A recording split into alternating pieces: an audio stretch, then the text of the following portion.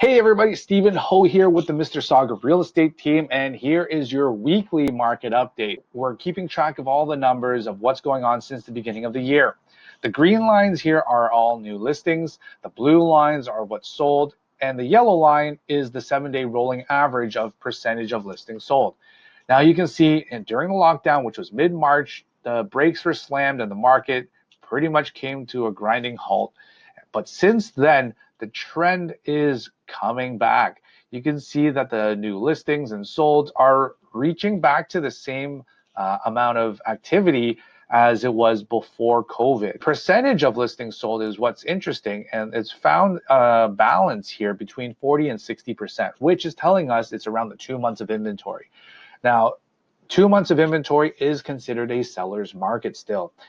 Anything over 6 months, 5-6 months of inventory is the buyer's market. Now, this is the consumption rate of how fast the market is consuming listings, which is going to tell us what the demand is in consuming any new listings that come up. So the percentage between buyers and sellers, we're seeing around 40 to 60%. The amount of showings is what's interesting because this is Broker Bay. They're one of the listing booking appointment trackers. So it's not representing all the listings in the GTA, but it's a fair amount of the activity.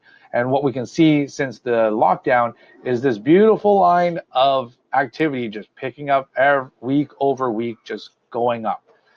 And this is exciting to see because the market is coming back.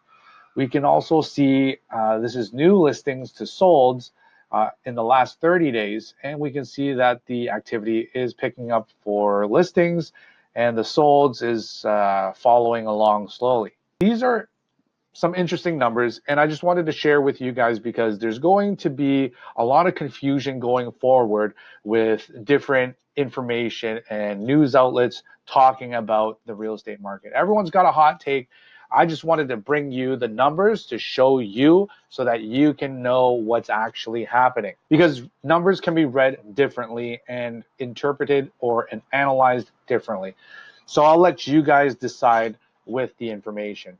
Now, recently, CMHC just announced that there's some sort of huge correction coming, and there's probably some sort of hidden agenda there.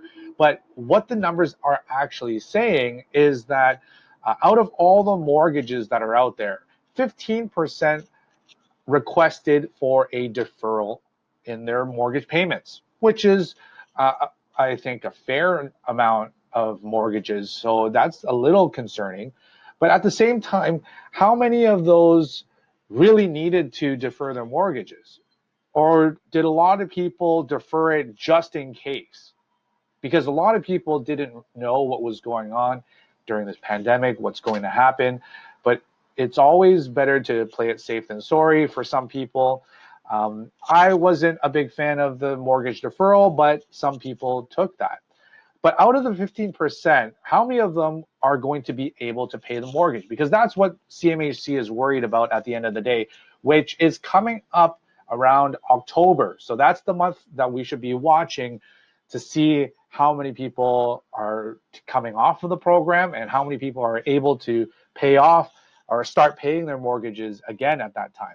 So that's something to pay attention to. 90% of those who defer their mortgages, which out of the 15% of all mortgages deferred, 90% of those people are still employed during this time. And also 85% of them have a very good credit score. So this is telling us that people who deferred their mortgages may not have really needed to, but they did that because of whatever reason. So that's something to keep in mind. CMHC is worried that 15% of the market is going to be in default and their houses are going to come on the market and just flood the market because everyone's can't pay their mortgages and whatever, and they're worried about that. But what we want to see is what's really going to happen after when people start going back to work. Is unemployment coming back down? So those are some things to keep in mind and to watch out for. And that's something that the news doesn't really keep in mind or consider. They're looking at the numbers currently and not what's going to happen in the future, and they're making the predictions based on that. So those are some of the stats. If you have any questions, I'm here to chat. If you want to talk about what's going on in your area and what's happening in your type of housing, give me a shout. I'm here to help. Love to chat. And until then, stay safe, and I'll talk to you soon.